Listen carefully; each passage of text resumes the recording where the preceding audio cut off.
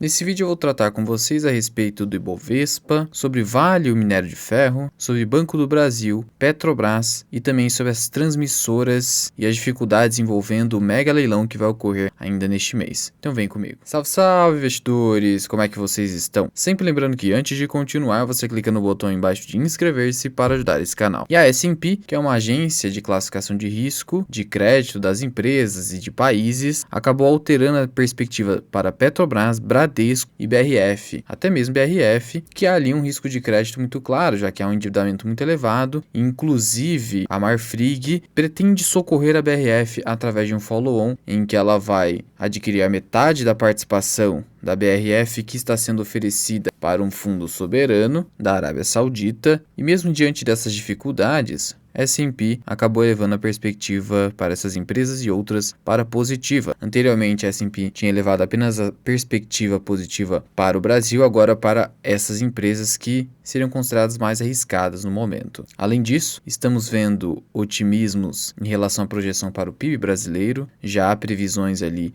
de que ele vai poder crescer 2% nesse ano, muito por conta do agro. Já mostrei aqui para vocês que a projeção da Conab é de um recorde de safra de grãos para a temporada 2022-2023. Temos ainda o minério de ferro disparando na bolsa de Dalian na China, chegando em uma máxima das últimas 12 semanas. A gente sabe que o minério de ferro veio com bastante volatilidade porque o mercado estava um tanto quanto duvidoso em relação à recuperação da China, só que o Banco Central chinês está denotando uma política expansionista novamente, trazendo estímulos monetários. Olhando-se aqui para o gráfico do preço do minério de ferro, ele está aqui a $115, mostrando recuperação. Dentro aqui do gráfico você percebe que ele testou essa região dos $90 a tonelada, acabou se recuperando fortemente em pouco tempo, teve uma correção novamente e parece que acabou revertendo aqui essa tendência. Isso porque a média histórica de preços do minério de ferro é de $125. Por conta disso, o minério de ferro negocia abaixo dessa média histórica, e pelo fenômeno da regressão à média, ele tende a voltar para essa média,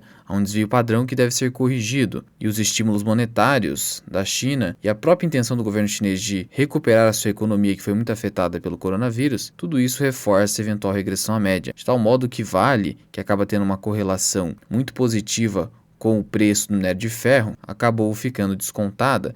É por isso que você verifica corretoras e bancos de investimento recomendando Vale a mais de R$100 de preço-alvo. Eu tenho como preço teto em Vale, sempre com um viés mais conservador, mantendo uma alta margem de segurança para errar, R$75. Por isso vim aportando e venho aportando em Vale até os R$75. Não é recomendação de investimento. E apesar dessa alta no minério de ferro, as ações de Vale seguem caindo, mas muito pouco, uma mera correção de mercado. O Ibovespa acaba sendo mais puxado hoje pela queda de Petrobras. Em relação a Suzano, que é a principal exportadora de celulose do país, ela acabou aumentando em $30 a tonelada o preço da celulose no mercado asiático, que é o principal comprador de celulose da Suzano. E essa elevação de preços foi suficiente para fazer com que Suzano subisse hoje 2,5%. De qualquer forma, a companhia acumula queda de quase 5% nos últimos 12 meses, é uma queda pequena.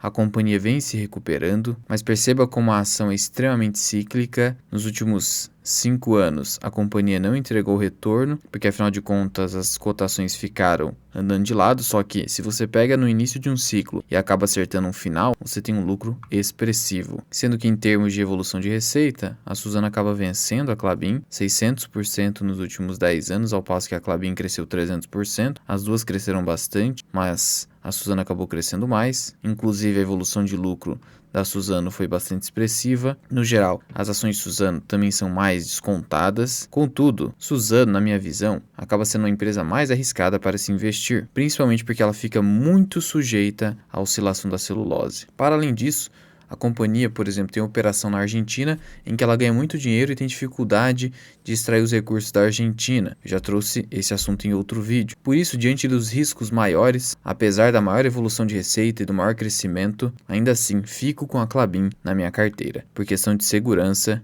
e visando ali dividendos mais robustos também. Em relação à Petrobras, ela bateu recorde de produção do diesel S10 e ela atribui isso à otimização da sua capacidade produtiva, melhorias operacionais constantes e também controle da produção. Esse recorde é muito importante porque, afinal de contas, a Petrobras passará a adotar uma nova política de preços dos combustíveis, então é importante que ela consiga compensar isso com o aumento da capacidade produtiva, do contrário, não saberemos como se desdobrarão os resultados trimestrais de Petrobras. Se ela efetivamente vai conseguir manter as mesmas margens, se ela vai conseguir manter a mesma lucratividade. Por isso eu particularmente me mantenho cauteloso com Petrobras. Não vou sair comprando loucamente, como o mercado inclusive está recomendando, dizendo que não há mais riscos, que o fluxo de caixa livre da companhia não será afetado. Eu acho que ainda é muito cedo para fazer afirmações tão categóricas assim. Ainda sobre Petrobras, ela negou ter realizado uma oferta de comprar uma fatia da Braskem. Ela já tem uma grande fatia da Braskem. Hoje, dentro da estrutura societária da Braskem, nós temos a Novonor, que é a antiga Odebrecht, em que ela passaria a deter menos de 5% de acordo com a proposta da Unipar, e temos a Petrobras, que detém aqui 36% das ações ordinárias de Braskem. E a Petrobras, no caso, descarta realizar alguma negociação de ações da Braskem junto à Unipar. Ao menos é isso que se obteve através de fontes ali pelo Infomoney. Sendo que as ações de Petrobras já acumulam uma alta de quase 70% nos últimos 12 meses. Houve uma forte recuperação e essa recuperação se iniciou em março de 2023. As ações chegaram a ser cotadas a 20 e poucos reais. Ainda assim não fiz nenhuma compra. Permaneci com as minhas 1.000 ações a um preço médio aqui de R$ 24,52. Prefiro ter cautela e, diante dessa incerteza, passei a exigir um prêmio de risco maior em Petrobras, por isso só volto a aportar em Petrobras ali nos R$ 20 ou abaixo disso. E se as ações não chegarem nessa região? Não tem problema, eu já tenho uma posição relevante, não preciso aportar mais em Petrobras. Inclusive, diante dessa incerteza, de novo, é preferível, e irei fazer isso, extrair o dividendo de Petrobras e não reaplicar na empresa, porque quando eu reaplico na empresa, eu estou devolvendo dinheiro para a empresa, entre aspas, e aí eu estou aumentando meu risco em uma empresa. Se eu acho que essa empresa é mais arriscada, eu não vou ficar pegando os dividendos e reaplicando nela. Eu vou pegar esses dividendos e reaplicar em outras ações da minha carteira, a fim de extrair o máximo possível meu risco até zerá-lo. Então, por exemplo, se a Petrobras continuar pagando entre 15% a 20% de dividend yield por ano, em 4 ou 5 anos você já conseguiu ter todo o seu retorno do investimento, o payback completo, e aí você, mesmo se a ação vir a dar prejuízo, se a empresa der prejuízo, isso não vai te impactar de nenhuma maneira, porque você já extraiu todo o dinheiro que você pagou para comprar o ativo. Continuando aqui, em relação ao Banco do Brasil, o Bank of America, o BOFA, ele segue otimista com o Banco do Brasil, mesmo após um rally de mais de 40% no ano. Diante disso, o BOFA aumentou a recomendação de compra, elevando de R$ 54 para incríveis R$ 62, acima inclusive do valor patrimonial da ação do Banco do Brasil. O valor patrimonial da ação atualmente está em quase R$ 57. Então, o BOFA está dizendo que o Banco do Brasil vale acima do valor patrimonial. Olhando-se aqui para o histórico de PVP do Banco do Brasil, percebemos que em ciclos de alta de mercado, ele negocia acima de uma vez valor patrimonial. Eu, como prefiro ser mais cauteloso, prefiro não pagar em Banco do Brasil acima do seu valor de patrimônio líquido, justamente por haver um risco político maior, já que é uma empresa estatal. Ademais, considerando que as nossas projeções de Banco do Brasil envolvem um dividendo entre R$ 4,50 a R$ 5 para o ano de 2023, prefiro ficar ali no 4,50, aplicar uma taxa de desconto mínima de 10%, é isso que eu exijo em Banco do Brasil, de novo também por causa do risco político, chegando a um preço teto de R$ 45, que só irei renovar caso o banco consiga superar o seu guidance desse ano de 37 bilhões de reais de lucro líquido e consiga eventualmente chegar a 39, 40 bilhões de reais para o ano de 2024, o que é bastante difícil, já chegou num patamar muito elevado. E de novo aqui vale uma menção. Quando o Lula acabou sendo eleito, o pessoal acabou migrando do Banco do Brasil. Havia ali, inclusive no mercado, analistas dizendo que o risco era muito grande de intervenção no Banco do Brasil. Agora o discurso é completamente outro, quando na verdade não mudou nada. O Banco do Brasil segue o mesmo, seja com essa gestão do Lula, seja com a gestão anterior do Bolsonaro. Ele segue com o mesmo payout, com a mesma política de dividendos, renovando seus lucros ano após ano e o seu ROI, portanto nada mudou nos seus fundamentos. Só que agora o otimismo prevalece e as ações acabaram subindo muito, por isso não farei nenhuma compra a mais, até porque já superou meu preço teto e meu preço médio de R$ 30,50, ainda o fato de que eu tenho 5.000 ações acaba representando mais de 30% da minha carteira. Mas afinal de contas, será que valeria a pena trocar hoje Banco do Brasil por BB Seguridade? Lembrando que o Banco do Brasil detém mais de 60% de participação na BB Seguridade, de tal modo que quando você é dono das ações do Banco do Brasil, indiretamente você também já é dono das ações de BB Seguridade. Diante disso, no primeiro momento você poderia se questionar, então há uma correlação positiva entre as ações. Olha, teoricamente deveria haver, só que na prática prática, nós temos visto o movimento das ações em direções não distintas, mas com o tamanho do movimento distinto. Como assim? Vamos lá, vamos pegar aqui o gráfico de cotações aqui do Banco do Brasil. Veja, nesse momento aqui, próximo a abril de 2022, um pouco antes disso, o Banco do Brasil negociava entre 30 a 35 reais. Não foi uma alta muito grande, foi uma alta ali, bem contida. Agora vamos olhar o que aconteceu com o BB Seguridade. Nessa mesma região de preços, o BB Seguridade saiu de 20 e poucos reais até alcançar o topo com muita rapidez, apenas um ano aqui, a 35, 36 reais. O Banco do Brasil levou mais tempo para ter uma alta tão expressiva. Se você perceber aqui, até dezembro, quase um ano depois, assim como foi o movimento de BB Seguridade, ele ainda negociava próximo dos 30 reais. Só teve uma disparada depois disso, mas para esse ano com um rally de 40%. Então veja que as ações têm subido, as duas, só que em patamares distintos.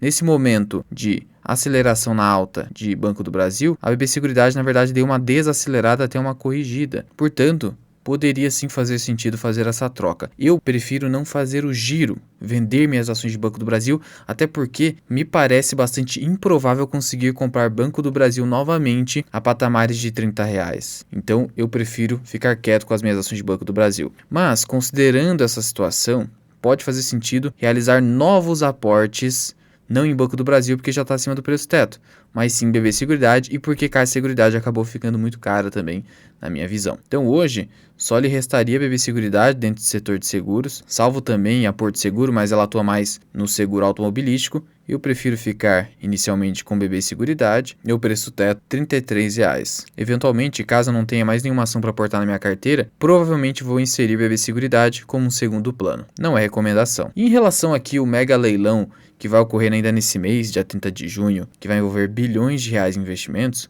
o CEO da Transição Paulista trouxe aqui algumas dificuldades a respeito desse leilão, informando que talvez seja o mais difícil de todos os leilões em que ele já participou. Desse leilão também irá participar a Alupar, cujo conselho de administração já informou que participará desse leilão que deve movimentar 15,7 bilhões de reais em investimentos. É provável que também a Taesa participe, por isso gerou aquele rumor do follow-on e é por isso que eu prefiro aguardar para fazer novos aportes em Taesa a definição se vai ou não haver esse follow-on, porque se a Taesa arrematar lotes, e é provável que ela faça isso porque ela tem concessões a vencer, além do fato de que ela tem aqui grande parte das suas concessões vinculadas ao IGPM, o IGPM está deflacionado, isso vai ter queda nas suas receitas, vai pressionar ainda mais a Taesa a realizar novos leilões para realizar novos investimentos. Só que o custo da dívida ainda segue muito alto, então talvez para que ela consiga financiar novos projetos, ela peça dinheiro ao mercado através de follow-on. Caso haja o follow-on, é provável que vai haver volatilidade nas ações de Taesa, porque afinal de contas,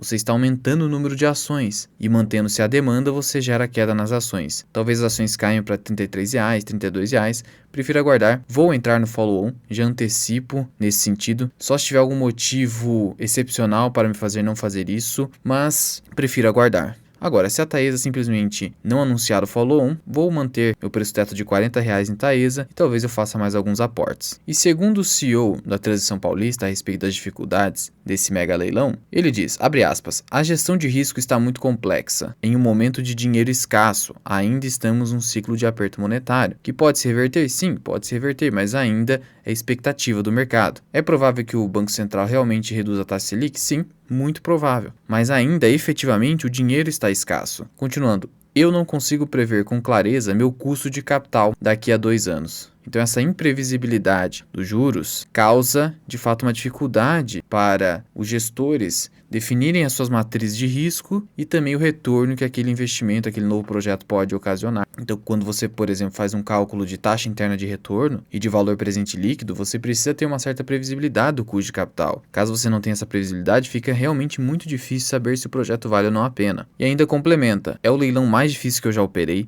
Temos uma matriz de custo complexa em um cenário de alta demanda por equipamento. Ainda se aponta aqui algumas dificuldades nos lotes 1, 2, 6 e 7, que seriam lotes em que você pode ter dificuldade para conseguir o licenciamento ambiental, já que existem nesses lotes áreas de Mata Atlântica, quilombos e cavernas. Então tudo isso dificulta o licenciamento ambiental. Apesar disso tudo, espera-se que a Transição Paulista realmente participe com Taesa, Eletrobras, CPFL Energia, Enel e outras. E outra dificuldade informada junto com todas essas incertezas envolvendo o custo de capital, é justamente a definição de qual vai ser o tamanho do deságio que vai ser dado. Porque se no leilão vai atrair vários players grandes, o deságio vai acabar sendo muito alto e talvez o investimento não valha tanto a pena. E nós vimos em leilões anteriores que a Alupar, por exemplo, foi bastante conservadora nesse sentido, porque afinal de contas ela viu que o deságio seria muito alto, então ela não ficou disputando muito não. Afinal de contas, de nada adianta você vencer um leilão, mas ele não te trouxer um retorno satisfatório que justifique todo aquele investimento previsto. E por fim, o CEO da Transição Paulista disse que eles não terão um perfil agressivo para ganhar market share a qualquer custo. Então, não espere uma Transição Paulista tão agressiva de modo a pegar qualquer tipo de lote. Talvez quem esteja mais agressiva é a Taesa, pelo cenário um pouco mais complicado da empresa, por ter concessões ali próximas de vencimento. Atualmente, comparando-se aqui indicadores das 3 empresas, Transição Paulista, Taesa e Alupar, verificamos aqui que a Transição Paulista, no geral em indicadores de valuation, acaba sendo a mais descontada, exceto em relação a EV/EBITDA, em que a Alupar fica um pouquinho aqui acima, a Taesa acaba sendo a mais cara. Em termos de crescimento, prefiro a Alupar, ela vem apresentando taxas de crescimento superiores ao longo do tempo, só que ela está em máxima histórica. Ainda assim, dou preferência hoje à Alupar porque ela tem um potencial de crescimento muito maior do que as demais e vem conseguindo crescer os seus dividendos aos poucos ao longo do tempo. Sendo que dentro da minha carteira, pretendo pelo menos chegar a 1.000 ações aqui em Alupar, meu preço teto de R$30 ainda vale alguns aportes, não é recomendação. E se você quiser aprender mais sobre investimentos, considere se tornar membro do canal associado Mirai, você recebe conteúdos exclusivos, basta clicar em Seja Membro, adicionar o nível 2 associado Mirai, você tem aulas sobre indicadores da análise fundamentalista, você tem aulas sobre small caps, a estratégia do earning yield, você tem aulas sobre opções, aluguel de ações, indicador do Peter Lynch e o nosso mini curso de imposto de renda para investidores. Ou, alternativamente, você pode contratar os meus serviços de consultor de investimentos. Eu posso montar a sua carteira do absoluto zero, ou eu posso analisar o seu portfólio já existente por escrito via parecer fundamentado ou via consulta individual comigo por Google Meet. Ainda há o serviço de gestão patrimonial, caso queira. Para contratar os meus serviços, basta enviar uma mensagem via Instagram, que eu deixo aqui embaixo, ou via WhatsApp Business, que fica aqui na descrição e no primeiro comentário fixado. Mas já vai deixando aqui nos comentários. Você acredita que Transição Paulista, Taesa e Alupar vão disputar com afinco esse leilão? Quais delas você tem na sua carteira e vem aportando? Muito obrigado por ter ficado comigo até aqui. Eu sou o Luan, esse que é o canal Mirai Investing. Até o próximo vídeo. Fui!